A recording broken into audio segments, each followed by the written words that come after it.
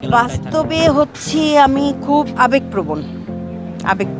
নাটকের ভাষা একেবারেই আলাদা, বইয়ের ভাষা এটা আমার দৃষ্টিতে না। যেখানেই যাচ্ছি দেনা পাওনা রেসপন্স তো আছেই। আমি খুব উপভোগ করি যে আমি ট্রেন্ডি আর্টিস্ট। আমরা এটা বলবো না যে একেবারে আকাশচুম্বী আমরা উন্নতি করতে পেরেছি, আমাদের অনেক সীমাবদ্ধতা আছে। তারপরেও এত কিছু প্রতিকূলতার মাঝে যে আমরা টিকে আছি, বাংলা নাটক টিকে আছি, এইটাই আমি একদম ধন্যবাদ দিব সবাইকে।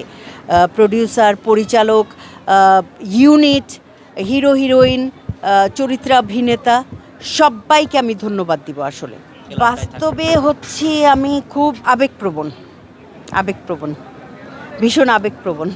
হ্যাঁ, দেনা পাওনা চলছে। দেনা পাওনার ক্যারেক্টার নিয়ে সবার বলে যে আপনাকে দেখলেই রাগ উঠে, ওই জায়গায় অমুক করেছেন তমুক করেছেন, ওইটাই আমার সার্থকতা। ওই ক্যারেক্টারের মাহাত্ম্য দর্শক টের পাবে শেষে।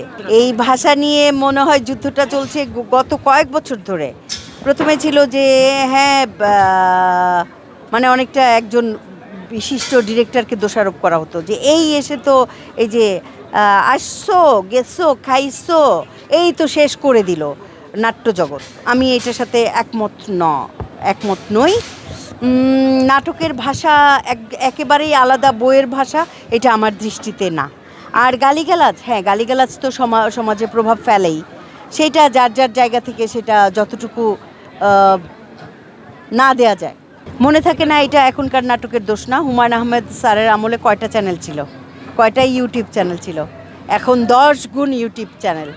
আর মনে রাখে না তাও ঠিক না। আমি যেখানেই যাই, ফ্যামিলি ক্রাইসিস, শেফালি খালা সেই 4 বছর আগে শেষ হয়েছে, এখনও তো রেসপন্স পাচ্ছি। হাউসফুল এখনও তো রেসপন্স পাচ্ছি।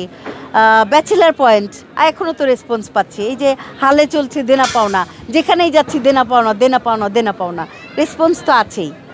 যুগের পরিবর্তন হবে কালে কালে। যদি হুমায়ূন আহমেদ স্যারের ওখানেই সীমাবদ্ধ থাকতাম, তাহলে মানে স্যারের মৃত্যুর পরে তাহলে আমার পথ চলাটা থেমে যেত না। আমার তো থেমে যায়নি। এটাই পৃথিবীর নিয়ম। একজন যাবে, আসবেন, আর যুগের সাথে তাল মিলিয়ে আমাকে চলতে হবে। আমি খুব ট্রেন্ডি একজন আর্টিস্ট, এটা আমার সবচাইতে গর্ব লাগে। আমি খুব উপভোগ করি যে আমি ট্রেন্ডি আর্টিস্ট।